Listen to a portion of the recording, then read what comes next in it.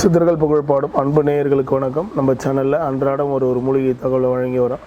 அப்படி பார்க்கும்போது இருமலுக்கு ஓயாத இருமல், வறட்டு இருமல், குத்து இருமல், இது போன்ற சகலவித இருமலுக்கு நல்ல தீர்வாக இருக்கக்கூடிய ஒரு மருத்துவ முறை. இது போன்ற இருமல், ஈலை வியாதிகள் இருப்பவர்கள் கண்டிப்பாக இந்த மருத்துவ முறையை கையாளும் போது ஈஸியாக இருமல்லேருந்து நம்ம விடுபடலாம். இதுக்கு என்ன மாதிரியான தீர்வுன்னு பார்த்தா, கரிசலாங்கண்ணி, வெள்ளை கரிசாலை, சூரணம் 50 கிராம், திப்பிலி 50 கிராம், கடுக்காய் பொடி 50 கிராம், இது மூன்றும் சம அளவாக கலந்து வைத்து கொண்டு காலை மாலை வறட்டு இருமலாக இருந்தால் நெய்யில் குழைத்து உள்ளுக்கு சாப்பிடலாம். சளியோட கூடிய இருமலாக இருந்தாக்கா சுடுநீர் அல்லது பாலில் கலந்து உள்ளுக்கு சாப்பிட்டு வர படிப்படியாக நாள்பட்ட இருமல் விரைவில் குணமடைவதை நம்ம உணரலாம்.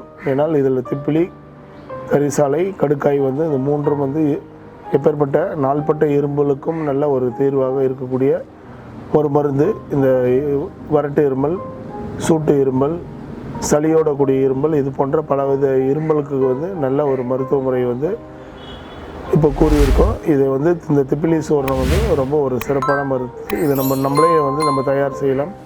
முடியாதவர்கள் நம்ம நாட்டு மருந்து கடையில் வாங்கி நம்ம பயனடையலாம். இது நல்ல ஒரு மருத்துவ முறை. இதை எல்லோரும் பார்த்து பயனடையுமாறு கேட்டுக்கொள்கிறேன். நன்றி, வணக்கம்.